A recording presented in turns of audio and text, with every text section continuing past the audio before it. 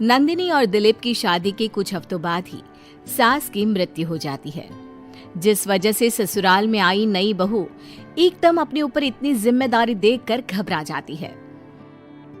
मुझे घर गृहस्थी के बारे में कुछ नहीं पता, सब कुछ कैसे संभालूंगी?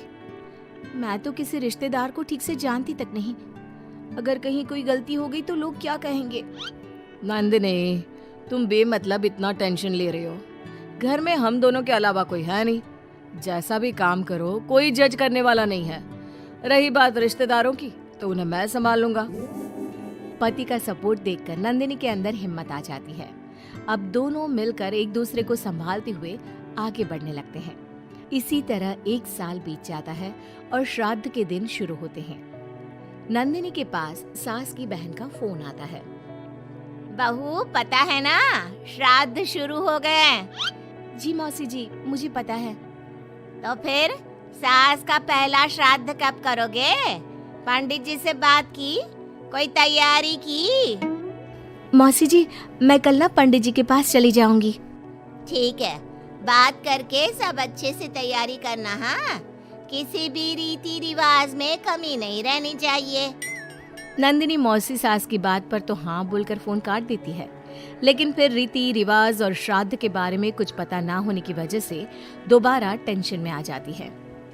शाम को दिलीप के घर वापस आते ही उस पर अपने सवालों की बारिश शुरू कर देती है। आज मौसी जी ने फोन करके मम्मी के श्राद्ध के बारे में बोला। हाँ, मुझे याद है। तुम पंडित जी से बात कराओ, बाकी फिर वैसे ही तैयारी कर लेंगे। वो तो मुझे पता है, लेकिन मौसी जी ने साथ में रीति रिवाज के बारे में भी बोला, और इस घर की किसी भी रिवाज के बारे में मुझे कुछ भी नहीं पता। देखो, इतना सोचने की जगह जैसा पंडित जी बोले वैसा कर लो, सब सही होगा। अगले दिन दिलीप के ऑफिस जाते ही नंदिनी घर के बाकी सब काम छोड़ पंडित जी के पास जाती है, जो उसे श्राद्ध करने की तारीख के साथ क्या और कैसे करना है सब कुछ अच्छे से समझा देते हैं। घर वापस आते ही नंदिनी मौसी सास को फोन करती है। मौसी जी, 2 दिन बाद मम्मी का श्राद्ध रखा है। ठीक है, आ जाऊंगी। और पहला श्राद्ध है, इसलिए पूरे परिवार को बता देना। सब साथ में पूजा करेंगे तो दीदी को अच्छा लगेगा। मौसी के कहे मुताबिक नंदिनी सबको इन्फॉर्म कर पूजा की तैयारियों में लग जाती है। 2 दिन बाद पूरा परिवार उनके घर इकट्ठा होता है और देखते ही देखते सबके बीच गृह युद्ध शुरू हो जाता है, जिससे नंदिनी और दिलीप की परेशानी कम होने की जगह बढ़ जाती है। तुमने तो बोला था कि परिवार इकट्ठा होगा, सबके साथ काम कैसे निपट जाएगा पता भी नहीं चलेगा। यहाँ तो मुझे ऐसा कुछ होता नहीं दिख रहा। हाँ, क्योंकि हमें ज्यादा कुछ पता नहीं और परिवार तो यहाँ आ चुका है, इसलिए जो भी है अब इनके वापस जाने तक तो हमें सहना ही पड़ेगा। रही बात काम की, तो मैं हूँ ना। तुम ना बस परिवार संभाल लो, काम मैं देख लेती हूँ। दिलीप परिवार वालों की गुत्थम गुत्थी और मामला संभालते हुए सबको शांत करता है, जिसके बाद सब पूजा करने बैठते हैं। बोलो भला, श्राद्ध वाले दिन इंसान की पसंद का खाना बनता है और भाभी को खीर जान से ज्यादा पसंद थी, पर बहू तुमने तो वो बनाई ही नहीं। वो एक्चुअली मुझे खीर बनानी नहीं आती, कुछ खराब हो जाता तो बहुत नुकसान होता, इसलिए नहीं बनाई, लेकिन बाजार से मंगवाई है, कुछ देर में आ जाएगी। ऐसी तो आजकल की लड़कियां हैं जिन्हें सास की खुशी से ज्यादा नुकसान की चिंता है, जो खीर तक बाजार से मंगवाती है। मौसी जी, मम्मी की खुशी को याद रखते हुए नंदिनी ने खीर का ऑर्डर उनकी पसंदीदा मिठाई की दुकान पर दिया है। अरे बनाएगी नहीं तो सीखेगी कैसे? माफ करना मौसी जी, लेकिन आज पूरे परिवार का खाना बना है और ऐसे में प्रैक्टिस के चलते मैं इतने सारे लोगों के लिए खीर बनाती और अगर जरा भी गड़बड़ हो जाती तो बहुत खाने का नुकसान होता ना, जो अच्छा नहीं होता। नंदिनी की बात को इग्नोर करते हुए मौसी चुप हो जाती है, जिसके बाद सब पूजा करते हैं और कुछ देर बाद खाना खाने बैठते हैं, लेकिन उन्हें वहाँ भी शांति नहीं रहती। वो कभी खाने में कमी निकालना तो कभी किसी चीज की फरमाइश करना शुरू कर देते हैं। आखिर ये लोग माँ के श्राद्ध की पूजा के लिए आए हैं या बस ये गलत है, ये वैसा क्यों है, ये ऐसा क्यों नहीं, ये चाहिए वो अच्छा नहीं, ये सब बोलने के लिए? मुझे तो समझ में नहीं आ रहा, यहाँ श्राद्ध की पूजा हो रही है या इनकी पार्टी।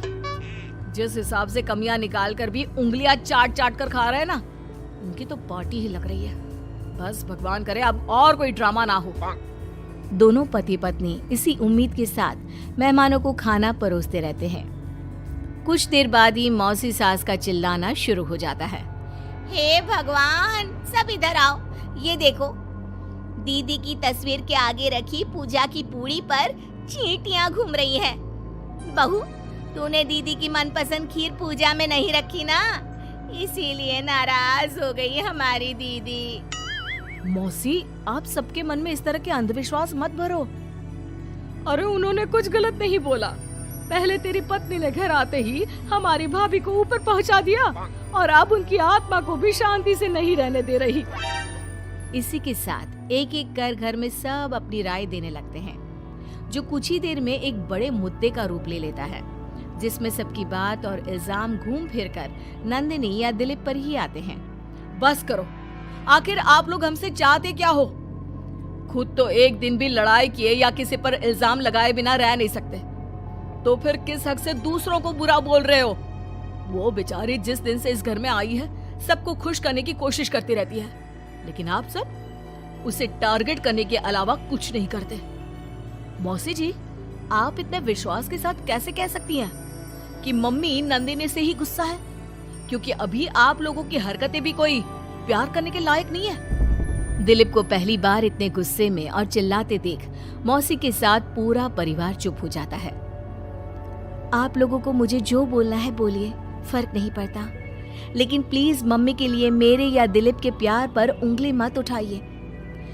माफ करना पर यकीन नहीं होता, एक ही परिवार में लोगों के बीच इतनी कड़वाहट कैसे हो सकती है? सब एक दूसरे को नीचा दिखाने का मौका ढूंढते रहते हैं, सबको दूसरों में कमियां निकालनी है। क्यों? रही बात चींटियों की, तो बस वो तो पूड़ी पर रखी चीनी ले जा रही हैं। आखिर उन्हें भी तो अपने खाने का इंतजाम करना है। नंदिनी और दिलीप की बातें सुन परिवार में सन्नाटा छा जाता है। सबको अपनी गलती का एहसास होता है, लेकिन गलती ना मानने का गुरूर उन्हें आगे कुछ भी बोलने से रोकता है, जिसके चलते धीरे धीरे सब चुपचाप उठकर अपने घर जाने लगते हैं। अरे सारे कहाँ उठकर चल दिए? बेशर्मो, अब भी तुम्हारे अंदर इतनी शर्म नहीं आई कि एक सॉरी बोल दो? हमने बहू को न जाने कितना परेशान किया, फिर भी उसने पलटकर किसी को कुछ नहीं बोला। नंदिनी, हमें माफ करना। इस साल तो हमारी वजह से सब खराब हो गया, पर वादा करती हूँ अगले साल सब इस परिवार का नया रूप देखेंगे। फिर मैं भी वादा करती हूँ कि अगले साल सबको अपने हाथ की बनाई बढ़िया खीर खिलाऊंगी।